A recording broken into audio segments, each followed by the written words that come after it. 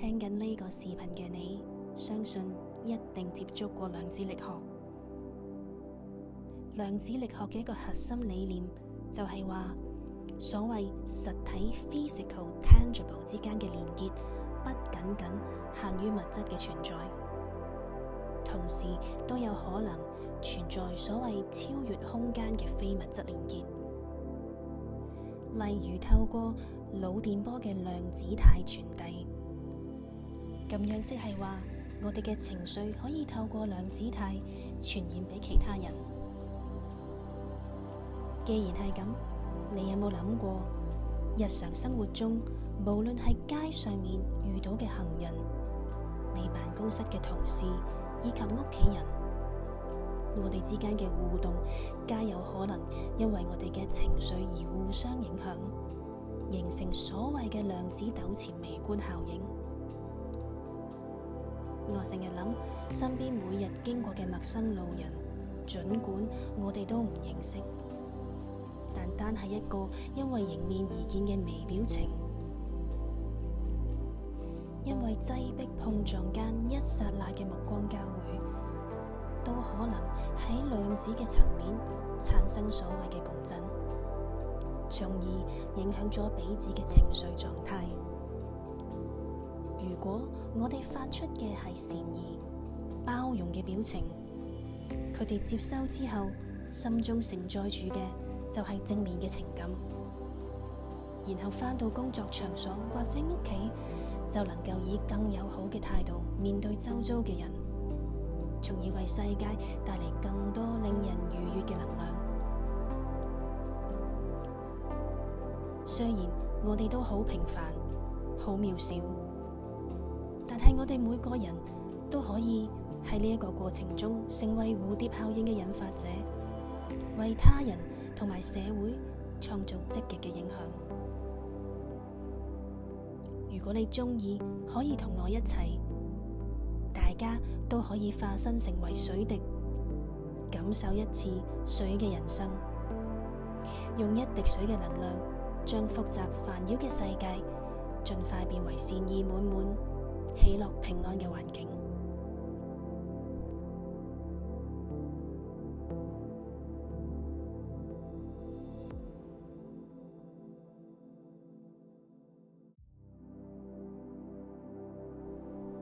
讓我哋開始呢段放鬆嘅旅程，揾一個舒適嘅姿勢，眯埋眼，將注意力集中喺你嘅呼吸上面，深深咁吸氣，感覺空氣充滿咗你嘅肺部，然後慢慢咁呼出，將所有你唔想要嘅思緒、能量、壓力同緊張，統統都呼出去。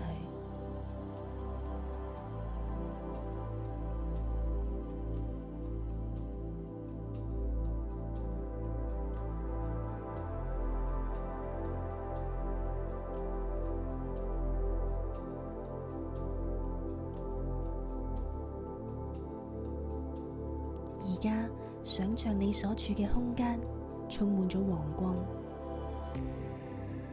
黃光雖然係閃靈靈，但係一啲都唔刺眼，柔和咁照喺你嘅身上面，好舒服。你覺得光好似溫暖嘅陽光一樣，透過你皮膚嘅表層，慢慢咁滲入咗你身體每一個細胞。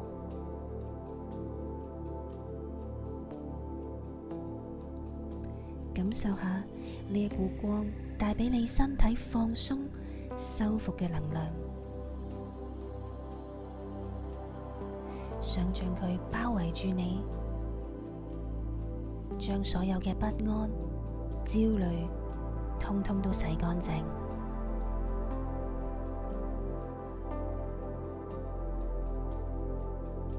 喺呢一種光嘅滋潤下，你身心都可以逐漸釋放，感受到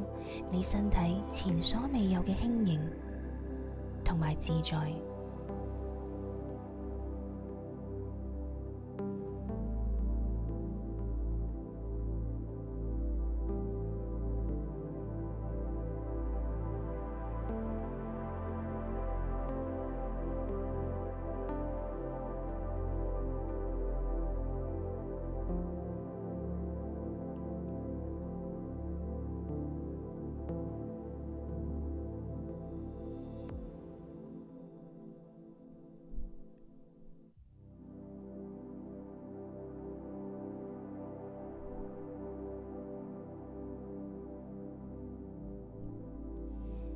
覺得自己放鬆到好似融入咗大海，享受住上面一片柔和嘅陽光，浮喺水面，身體輕鬆自在，耳朵可以聽到海鳥互相傳遞訊息嘅聲音，而微風吹過你，讓你感到無限嘅清爽。就係咁，你可以想象自己慢慢變成一滴水，一滴水輕盈自在，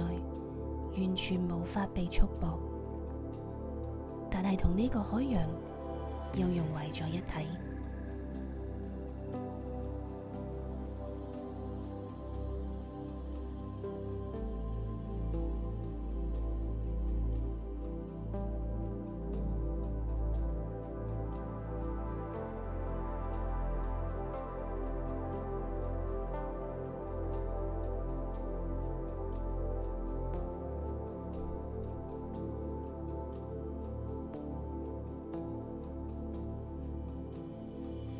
隨住迎面嘅海風，水滴間互相碰撞，起伏浮沉，你發現呢種自由自在嘅快樂感覺，並唔只停留喺自身，而係好似波紋咁擴散開去。你嘅輕盈同愉悅，會令周圍嘅水滴都感受到同樣嘅震動，佢哋亦因此變得更加活潑，更加自在，就好似蝴蝶效應咁。你細微嘅快樂能夠引發一連串正面嘅共鳴，令整片海洋都充滿住活力同埋愉悅。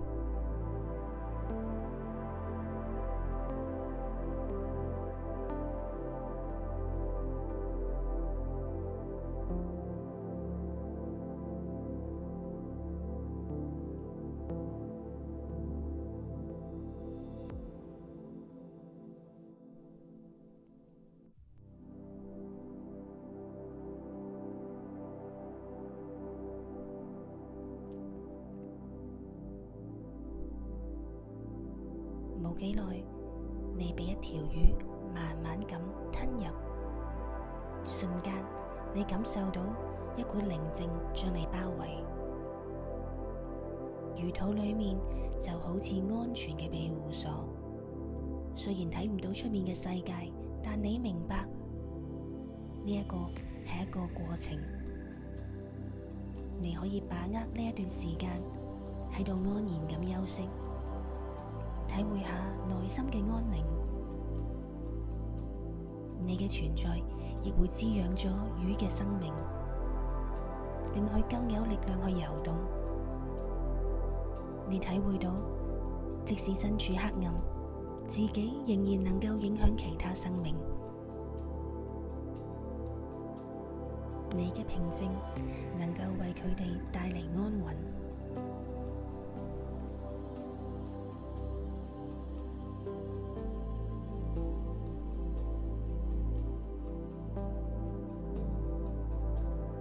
當魚再次張開嘴巴，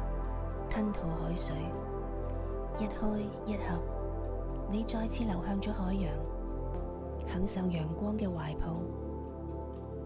忽然，你睇到一艘船，大船引起嘅浪潮加強咗水流嘅碰撞，波濤洶湧，瞬間你感受到強烈嘅震動。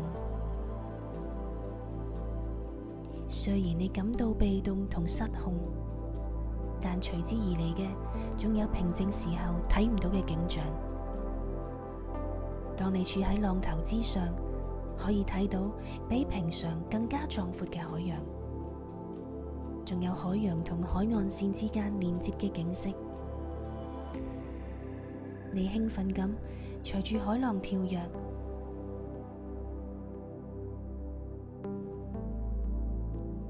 你興奮嘅躍動亦都影響咗其他嘅水滴，你哋大力咁相互碰撞，令你跳得更加高、更加遠，可以欣賞更闊、更遠嘅風景。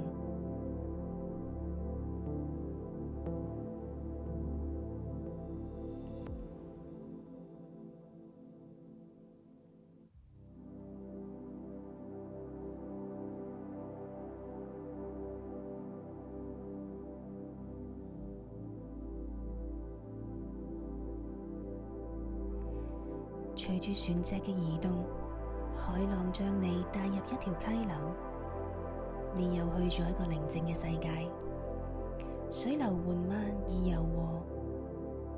帶住你隨住大自然嘅節奏流動。無論係順流而下，定係逆流而行，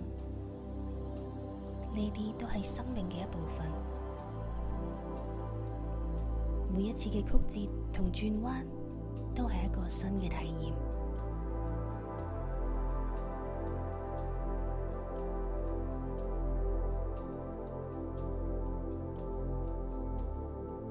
你嘅平靜令溪流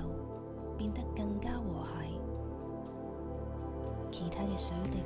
亦因為你嘅安定而揾到自己嘅節奏。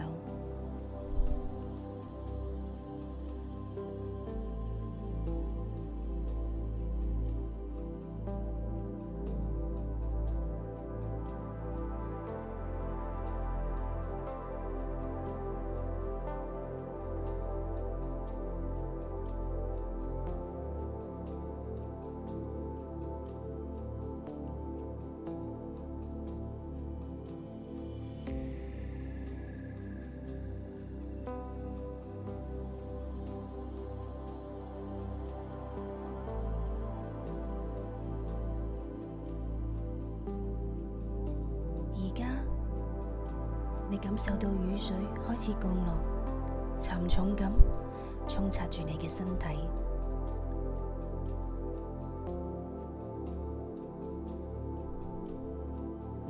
一開始，你感受到雨水無情嘅衝擊，一啲都唔好受。但係隨住雨水嘅融入，你漸漸發現，雨水清洗咗你所有嘅渾濁，讓你變得更加潔淨，更加飽滿。你感受到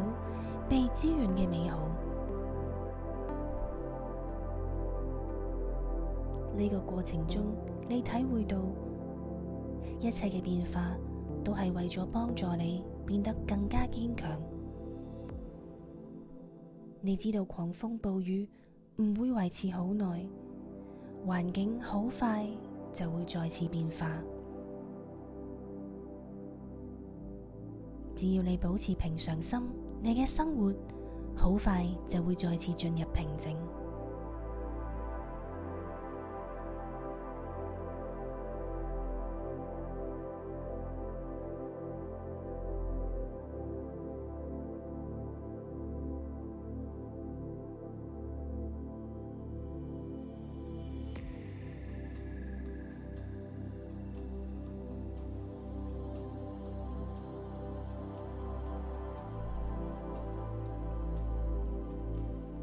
水滴嘅水生歷程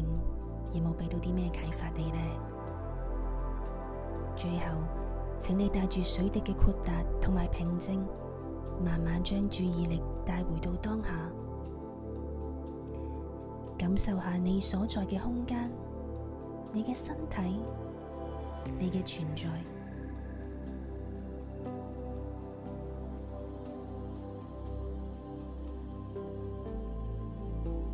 從今之後，只要你願意，你就可以為自己同埋別人帶嚟寬容、喜悅同埋平靜。希望你記得，每一次想重拾呢一段能量嘅時候，都可以返嚟聽返呢個視頻。